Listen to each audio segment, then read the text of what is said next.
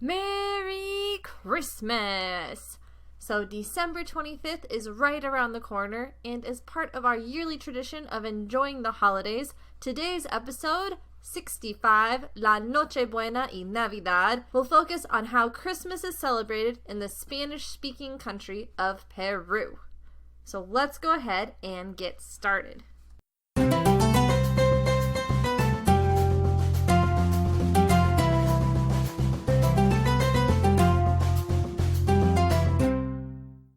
One thing to remember, Peru is located in the southern hemisphere. So while we in the northern hemisphere often think of Christmas time as a time of snow and cozy fires, etc., Peruvians celebrate Christmas in the middle of their summer.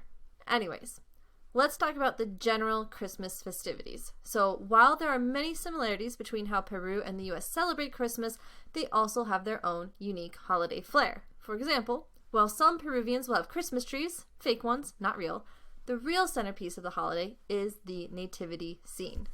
Now, in Spanish, the Nativity Scenes are called pesebres. Un pesebre is manger. Or they're called nacimientos or belenes. And un belén or nacimiento is the Spanish word for nativity scene. But you can use all three to talk about Spanish nativity scenes. Now, in Peru, the entire living room will be centered around the family's belén. This, instead of the Christmas tree, is where gifts are put, and part of the Christmas tradition is leaving the manger empty to await the baby Jesus on Noche Buena. But we'll get into that in a little bit. For now, just know that the nativity scenes are pretty important, and while they may have the traditional animals, that is, cows, sheep, etc., they might also have a more Andean twist with alpacas, llamas, and Mary and Joseph wearing indigenous clothing. But belenes aren't just reserved for the home.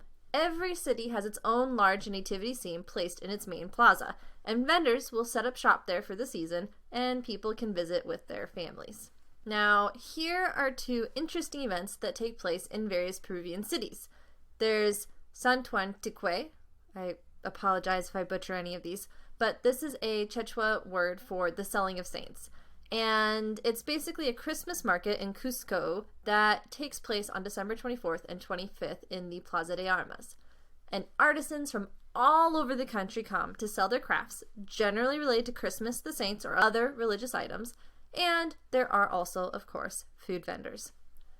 Then there is Takanakwe, which is also known as Peru Christmas Fights. And this strange event takes place in a province near Cusco, Chumbivilcas. Again, I apologize if I butcher any of these, but Chumbivilcas province on December 25th. It's a time of alcohol, dancing, and, believe it or not, actual fighting to settle scores and or find out who is the toughest. It's such an interesting event. Anyways, there are, of course, other festivities. There are also coastal folk dances, and the southern Canete province uses zapateo, or tap dancing, to enjoy La Navidad. It's an important part of Afro-Peruvian culture. I've included links to different videos, and one of them is a zapateo puro, so a zapateo video. And if you're reading the blog, you of course can just click on that video there.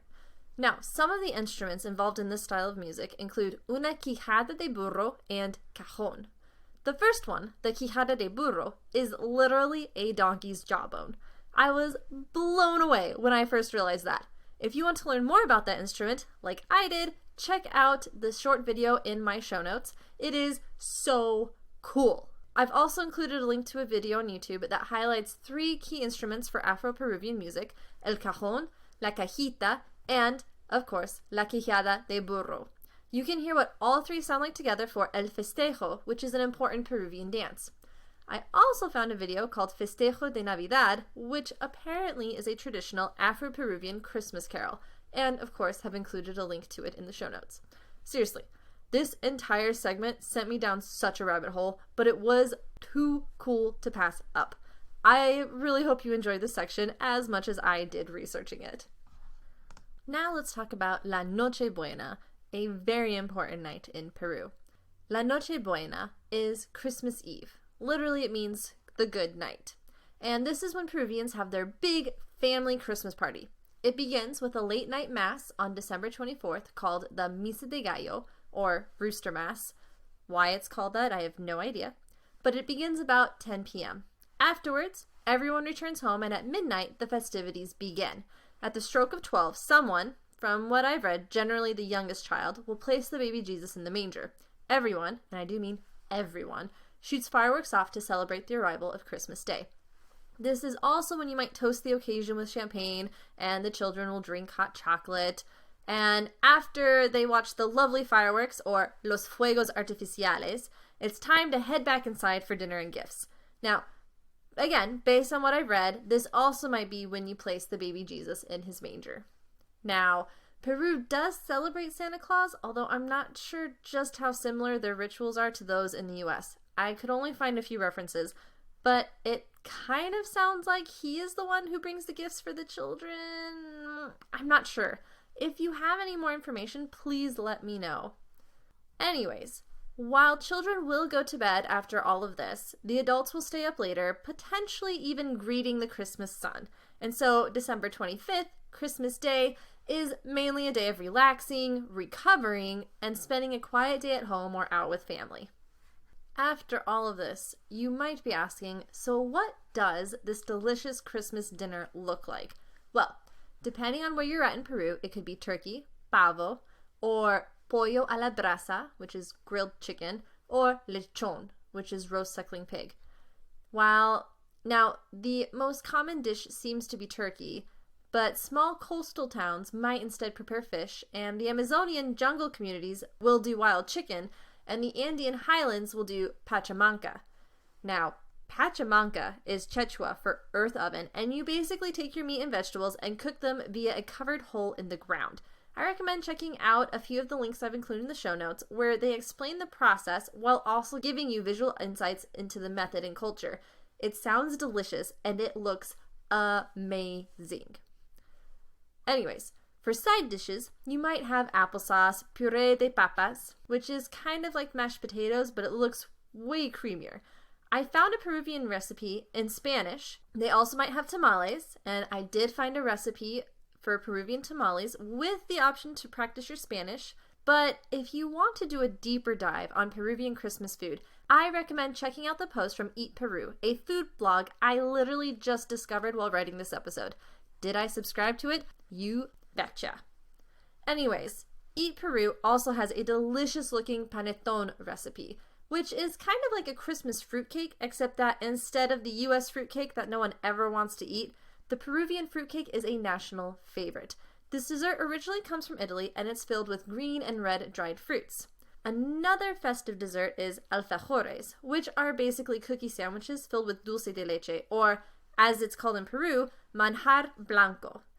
Eat Peru, of course, has another recipe for this treat as well. Now, am I going to be doing some baking here? Probably not around this Christmas. There's way too much to do.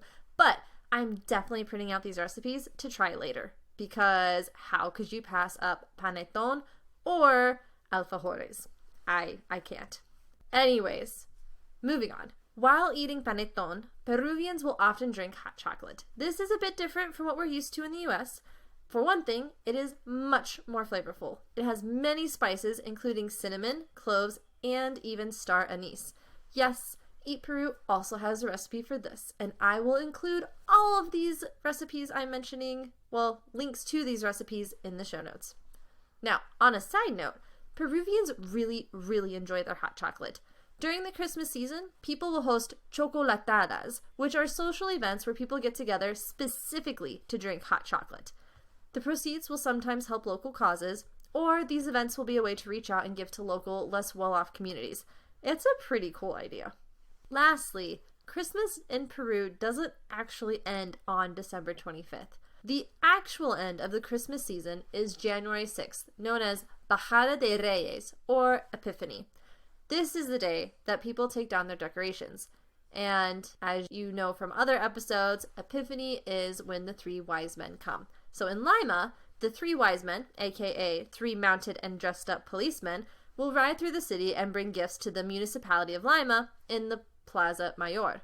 And for some parts of Peru, this is also the day that children get to open their gifts, not Christmas Day. That would be, not gonna lie, as a kid, that would have been pretty hard to wait until the 6th of January.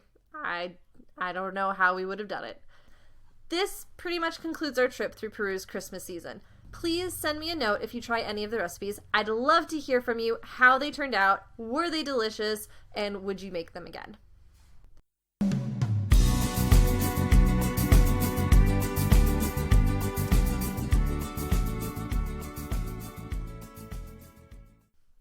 While we don't have a cultural tip for today, as the whole episode is pretty much a cultural tip, I do have a podcast/blog update.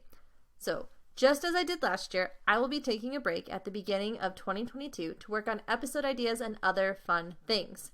So, this is our last episode of 2021 for Spanish Answers. I hope you have a Merry Christmas, a great New Year, and a blessed 2022. I will see you in March. Take care!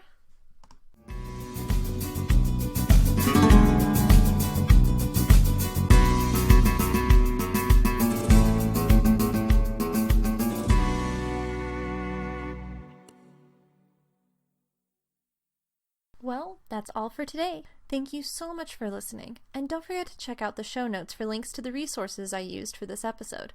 If you would prefer to read an approximate transcription of today's episode, you can also visit the episode's blog. I would love to help you on your Spanish journey, so if you have any questions about Spanish culture or grammar, or if you need a personal tutor or language consultant for your business, you can reach me at contact@languageanswers.com or visit my website for more information at www.languageanswers.com. Remember, learning a language is a lifelong journey. Aprovechalo, disfrútalo y compártelo. See you in 2 weeks. Hasta luego!